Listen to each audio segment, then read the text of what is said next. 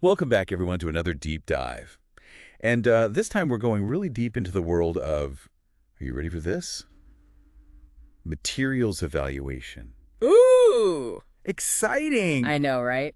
Not exactly the flashiest topic, but important. oh yeah, super important. And especially for all of you pre-service teachers out there getting ready to head out into the world. Yeah, you got to know this stuff. This is going to be huge for you. Absolutely. Choosing the right learning materials is like, for your students, it's like, Oh, it's foundational. yeah, think of it like this.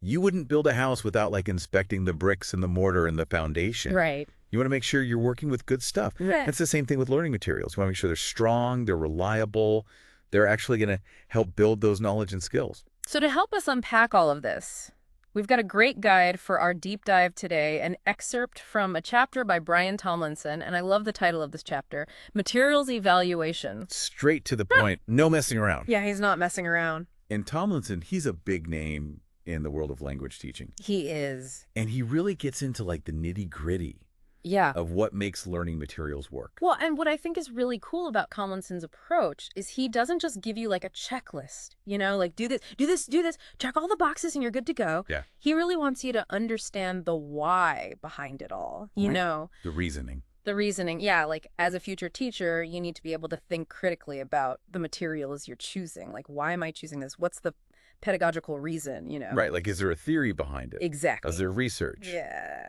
So this is where it gets really interesting because Tomlinson, he actually argues that a lot of the like traditional or standard approaches to materials evaluation or They're kinda. yeah, they're kind of haphazard. he's haphazard. Yeah, like just picking stuff out because it looks pretty. Well, or like, just a quick flip through. Yeah. Oh, this looks good. Yeah, I like the pictures in this one. He's seen like national curriculum committees choosing textbooks like that. Oh, yeah, he's got some stories. Can you believe that? Oh, I've seen it happen. Really? Oh, yeah. Oh, my goodness. You wouldn't buy a car just because you like the color. I don't want to look under the hood. You want to know what's going on? Right. How many miles it has, all that stuff. It's a big investment. It is. So we need to think about materials in the same way. Yeah. Treat it like a big investment. So let's dive into what materials evaluation really is, because it's not just about like, oh, this textbook looks pretty or I like the font. It's so much more than that. Yeah. Yeah, it's really a process. Like systematically measuring the value of materials and thinking about what effect they're going to have on learners. We need to go beyond like just those surface judgments, And really think deeply about it. Yeah, how are these materials actually going to impact the way my students learn?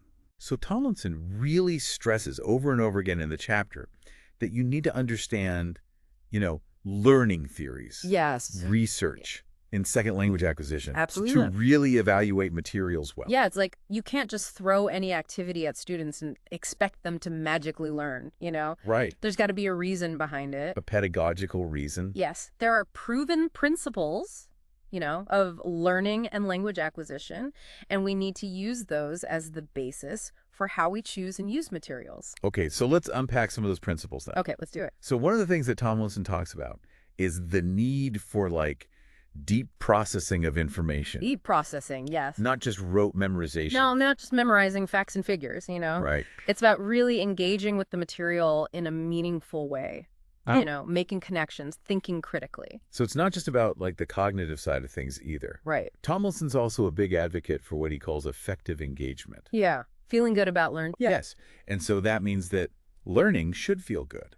It should. If learners are like emotionally invested. Yes. And they're enjoying the experience. Yeah.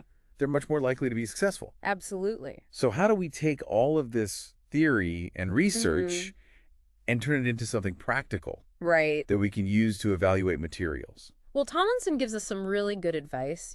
He suggests that we should focus on specific criteria. Okay. When we're evaluating things, and those criteria should be rooted in like learning theory and research. So for example, we know from second language acquisition research that being exposed to authentic language is really important for learners, like real world language. So when you're evaluating materials, one of your criteria should be like, how effectively do these materials incorporate authentic language? That makes total sense. Right.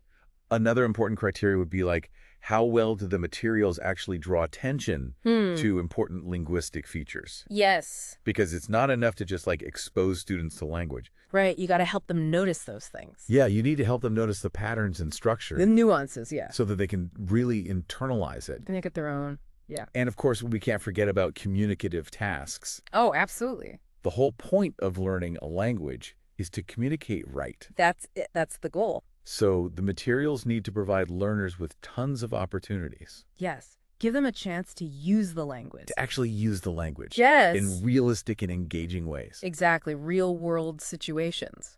You know? Right. That's what it's all about. Tomlinson also talks about different stages of evaluation. Yeah. He talks about pre-use, whilst use, and post-use. It's like a before, during, and after. Right. You know, when you're using materials. So, okay, so pre-use evaluation. So pre-use is all about prediction. Like before you even bring the materials into the classroom, you're trying to assess, you know, how valuable are these materials going to be? How suitable are they for my learners? Are there any red flags, you know? Like an initial screening process. It is, yeah. You're looking for any potential problems. Okay, and then whilst use? Whilst use is all about being observant and responsive, you know, like while you're actually teaching with the materials. Okay. You got to pay attention. Are the instructions clear? Are the students engaged? You know, are they actually learning something? Are they making progress? You're like a detective in the classroom. You are. You're looking for clues. Little clues. Yeah, what's working, what's not. Right. And then, of course, post-use. Post-use. This is your chance to reflect, you know, after you've used the materials. Okay. Step back, analyze what worked, what didn't work.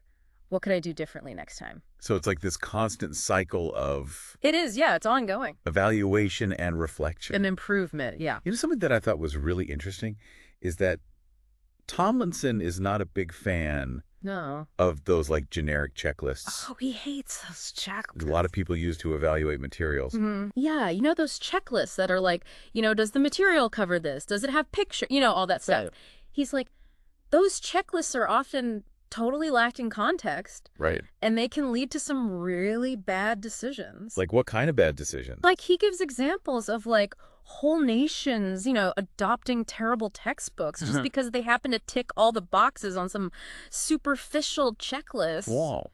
It's scary. It is kind of scary. Like you're making these huge decisions that affect so many students based on like, you know, a checklist. Yeah, without really understanding. Without any deep thought. The materials. Right. Yeah, and their potential impact on learners. Yeah, that's why Tomlinson is like, you know, we need to develop our own criteria. Our own checklist. Well, not a checklist, but our own criteria for evaluating these things. And those criteria need to be based on like, you know, our learners. Our specific learners. Yes, the content we're teaching, the learning environment, you know, like all those things. Okay, so it's about being more tailored. Yes, tailored and thoughtful. Yeah. You know, not just one size fits all. Right. So Tomlinson suggests this really helpful framework. Yeah, it does. For developing your own criteria. Yeah, he starts with what he calls universal criteria. Universal. Which are like those fundamental principles of good teaching and learning, you know, those things that apply in any context. Regardless of where you are. Right, exactly. But then he encourages you to add layers of specificity, you know, like... I like that. Yeah, so he's got like media-specific criteria, content-specific criteria, age-specific local criteria, you know? So he breaks it down into those different categories. He does. It's a really nice framework. Yeah, it seems very systematic. It is very systematic, and it helps you to avoid those like knee-jerk reactions, you know, or decisions based solely on gut feelings. Yeah. Which, as we've seen, can have some pretty unfortunate consequences. So it's really about like, you know, using your critical thinking skills. Yes. Engage that brain. To analyze the potential impact of materials. Yeah, and have those conversations with your fellow teachers, you know? Right. Like what's working for you, what's not working. Share those ideas. Yes, exactly. And then Tomlinson, he's a big believer in the power of post-use evaluation. Oh, absolutely. He says it's so important to reflect on what worked and what didn't. But people don't do it enough. After you've used materials. But he says that so many teachers skip this step. They do. They just move on to the next thing. Just go, okay, I'm done with that unit. On to the next textbook. Next textbook. Without really thinking about like, wait, what happened? Yeah. What can I learn from that? What worked, what didn't work. Yeah. He shares this really interesting example in the chapter from his research. Oh, yeah. Where he was talking about how like a really small change to materials Hmm. can make a huge impact. Like little tweaks. Yeah, and he was talking about like swapping out generic pictures in a textbook Oh, for yeah. photos of the learners' own families. Oh, that's cool. Yeah, and like the learners in that study were just so much more engaged and motivated when they saw like familiar faces. It's like they could connect with it more. Yeah, they felt seen. Right. Yeah. And it shows like you don't always have to reinvent the wheel Right. to make materials more effective. Small changes can make a big difference. Yeah, and it kind of goes back to that idea of like, considering the learner's needs and context Absolutely. and really thinking about, what will resonate with them. And that's what evaluation is all about, right? It is. And, Tomlinson, he points out this really interesting thing. Yeah. He says that commercially successful materials Okay. aren't always the most effective. That's true. Like there's often a disconnect between what research tells us Yeah. works best and what actually ends up in classrooms. It's like the marketing department takes over. Right. And so that's why it's so important for, future teachers like yourself Yeah. to really be informed consumers Yes. of materials. Don't just blindly accept what's handed to you. Yeah. To think critically Yeah. Ask questions. about the materials you're using. And do your research. Yeah. Don't be afraid to share your feedback with publishers or support innovative materials developers or even create your own resources if you have to. That's right. Sometimes you got to get creative. Yeah. And don't be afraid to advocate for your students, Push back a little bit. Yeah. Like if you know something's not working or you think there's a better way to do it, speak up. I think that's such an important point because, as teachers, we're on the front lines. We are. We see what works and what doesn't. And we know our students best. So we have this really valuable perspective to share. Absolutely. So use your voice. Well, I think that's a great place to wrap up our deep dive for today. Yeah. We've explored the depths of materials evaluation. We went deep. We sure did. Hopefully we surfaced with some valuable insights. And maybe sparked some new ideas. Yeah. For all you pre-service teachers out there, remember choosing learning materials. It's a big responsibility. It is. But it's also incredibly rewarding. Right. When you find those materials that really click with your students and you see them light up with understanding, that's the best feeling in the world. Absolutely. And so as you embark on your teaching journey, Keep those questions in mind. keep asking those questions Keep experimenting and never stop learning. because your students are counting on you. They are. Thanks for joining us, everyone. Yeah, thanks for listening. And until next time, happy teaching.